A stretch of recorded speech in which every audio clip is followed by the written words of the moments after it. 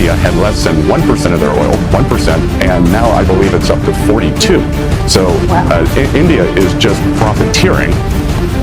They are just profiteering. They are reselling. They made 16 billion in excess profits. जी हाँ दोस्तों, इसे कहते हैं हाथ धोकर पीछे पड़ना। अमेरिका भारत के हाथ धोकर पीछे पड़ गया है। क्या इनके वित्त मंत्री, क्या इनके राष्ट्रपति ट्रंप और क्या इनकी फॉरेन सेक्रेटरी, सब के सब दोस्तों भारत को क्रिटिसाइज करने में लगे हुए हैं और एक के बाद एक ताबड़तोड़ हमले भारत पर किए जा रहे हैं। और ताजा हमला किया गया है अमेरिका के वित्त मंत्री या फिर ट्रेजरी सेक्रेटरी के द्वारा, जिन्होंने भारत के तेल प्रॉफिट के ऊपर भी भारत को क्रिटिसाइज किया, रूस से तेल खरीद की परसेंटेज को भी क्रिटिसाइज किया और स्पष्ट शब्दों में कहा कि भारत यहां पर सबसे बड़ा दोषी है रूस के तेल के मामले में।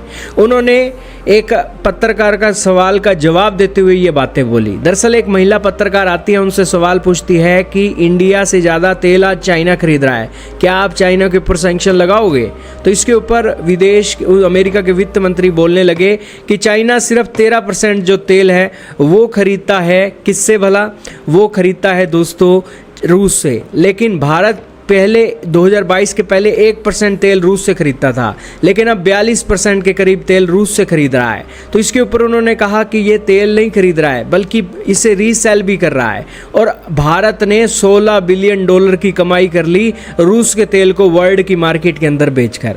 अब दोस्तों भारत की कमाई के ऊपर इनकी नज़र है। क्या भारत की सरकार को अमेरिका से ये नहीं पूछना चाहिए कि तुमने कितने $बिलियन छापे हैं यूक्रेन को हथियार देकर? इनसे ये नहीं पूछना चाहिए कि तेल और ऑयल गैस के जो रेट बढ़े हैं उससे अमेरिका के तेल की कमाई में कितना प्रॉफिट आया है? क्या भारत की सरकार को इससे जवाब नहीं लेना चाहिए? लेना चाहिए दोस्तों। लेकिन अमेरिका के दोस्तों एक नेता जो हैं वो दोस्तों ऐसे नेता हैं जो सिर्फ और सिर्फ अपनी बातों के ऊपर फोकस करते हैं। ना तो ह्यूमैनिटी से उनका लेना देना है और ना ही किसी दुनिया के देशों के साथ उनका लेना देना है, ना ही किसी रिलेशनशिप से उनका कोई लेना देना है। यही कारण है कि भारत ने तो अमेरिका को जवाब देना ही बंद कर दिया है और यही कारण है कि हाथी जब चलता है तो कुत्ते भौंकते हैं, तो भौंकते रहें। तो यही कारण है कि भारत तो मस्त हाथी की चाल चल रहा है। और भारत के विदेश मंत्री कल चीन के विदेश मंत्री के साथ बैठक कर रखे थे और आज रूस के दौरे पर पहुंच चुके हैं और भारत तो मस्त हाथी की चाल चल रहा है और यहां पर अमेरिका को स्पष्ट संदेश दे रहा है बिना बात बोले कि भारत, चीन, रशिया के अंदर कोई ऐसी चीज़ नहीं है जो कि अमेरिका के अंदर है और जो हमें अमेरिका से ज़रूरत पड़े।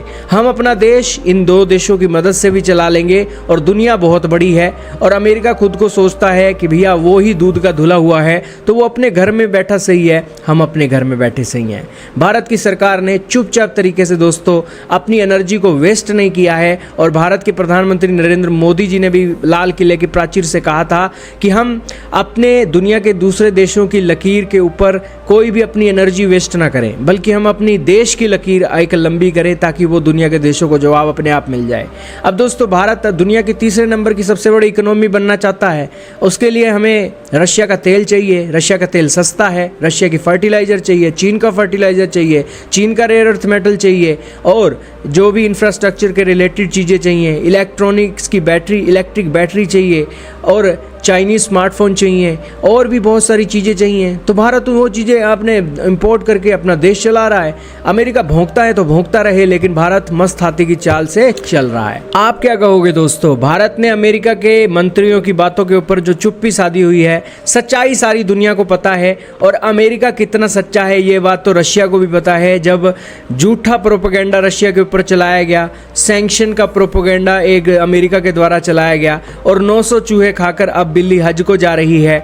अमेरिकी हथियारों से लाखों लोग यूक्रेन के अंदर, इजराइल गाजा के अंदर मर गए, लेकिन दोस्तों फिर भी अमेरिका को नोबेल पुरस्कार चाहिए।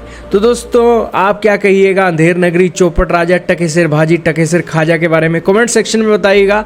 लेकिन आज यूनाइटेड स्टेट्स ऑफ अमेरिका की हैसियत एक ऐसे देश की हो गई है जो किसी डॉग की तरह बारक कर रहा है, लेकिन उसे किसी भी तरीके से सपोर्ट करने वाले या उसका जवाब देने वाले देश सामने नहीं आ रहे हैं। खैर अमेरिका ने टैरिफ तो लगा दिए हैं। अब दोस्तों वो बात हो गई कि बेइज्जती तो इन्होंने भारत की कर ही दी।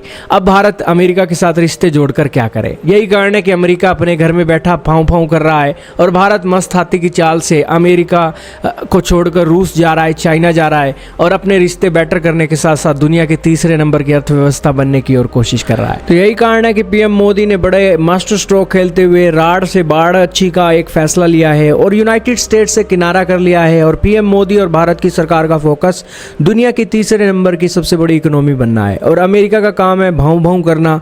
यही कारण है कि कभी उनकी एक व्हाइट हाउस की एक ऑफिशियल भाव भाव कर देती है, कभी उनका लिंडसे ग्राहम सांसद भाव भाव कर देता है, कभी व्हाइट हाउस के ट्रंप का सलाहकार पीटर नवारो भाव भाव कर देता है, कभी उनका विदेश मंत्री भाव भाव कर देता है, कभी उनका वित्त मंत्री भाव भाव कर देता है, तो कभी अमेरिका भाव भाव करता है। तो दोस्तों भारत कोई जवाब नहीं दे रहा है और उनकी की हुई बातें उनके ऊपर ही जा रही हैं। आप क्या कहिएगा दोस्तों? भारत के प्रधानमंत्री का मास्टर स्ट्रोक आज भी एक अजय है और भारत के प्रधानमंत्री ने भारत का झंडा आज भी दुनिया में लहरा रखा है और आज भी भारत के प्रधानमंत्री दुनिया में सबसे लोकप्रिय हैं। भले ही डोनाल्ड ट्रंप कितना भी झूठ का प्रोपेगेंडा फैलाकर नोबेल पुरस्कार भी जीत लें, लेकिन सारी दुनिया को पता है कि अमेरिका से भारत कहीं ज़्यादा विश्वसनीय है और कहीं ज़्यादा रिलायबल पार्टनर है।